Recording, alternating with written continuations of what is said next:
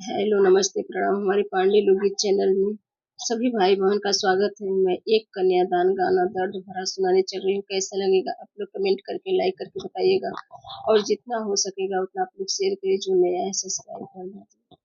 चलल कवन पापा देवे कन्यादान जी, चलल कवन पापा देवे कन्यादान जी, अखिया से नीर चुए नदिया समान जी, अखिया से नीर चुए नदिया समान जी, अखिया से नीर चुए।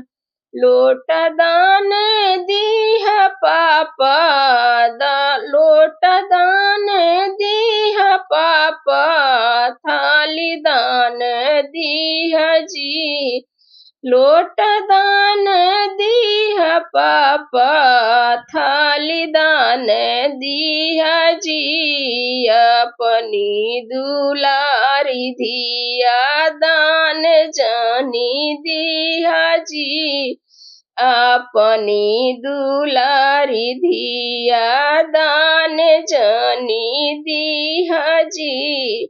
लोटा टूटी जई है पापा, थाली फूटी जई है जी, लोटा टूटी जई है पापा, थाली टूटी जई है जी, तुहरी दुलारी बेटी जुग जुग जिया जी, तुहरी दुलारी धिया जुग जुग जिए जी।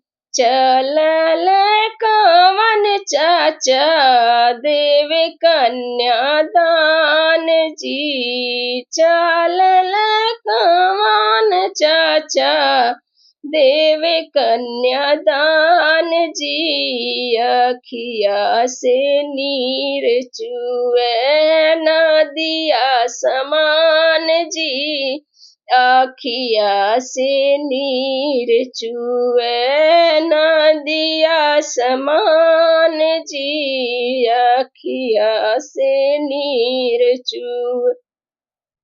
लोट दान दीह चाचा, थाली दान दीह जी, लोट दान दीह चाचा, थाली दान दीह जी, अपनी दुलारी धिया दान जानी दीहा जी, अपनी दुलारी धिया दान जानी दीहा जी।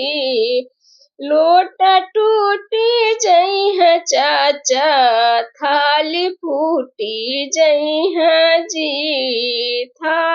लोटा फूटी जई है चाचा, थाली टूटी जई है जी, तुहरी दुलारी बेटी जुग जुग जिया जी, तुहरी दुलारी बेटी जुग जुग जिया जी। चलल कवन भैया देव कन्यादान जी, चलल कवन भैया देव कन्यादान जी, अखिया से नीर चुए नदिया समान जी, आखिया से नीर चुए नदिया समान जी। लोटा दान दीहा भैया, थाली दान दीहा जी, लोटा दान दिया भैया, थाली दान दीहा जी, अपनी दुलारी बहिना दान जानी दीहा जी, अपनी दुलारी बहिना दान जानी दीहा जी। लोटा टूटी जाई है थाली फूटी जाई है जी। लोटा फूटी जाई है भैया थाली टूटी जाई है जी। तुहरी दुलारी बहिना जुग जुग जिया जी। तुहरी दुलारी बहिना जुग जुग जिया जी।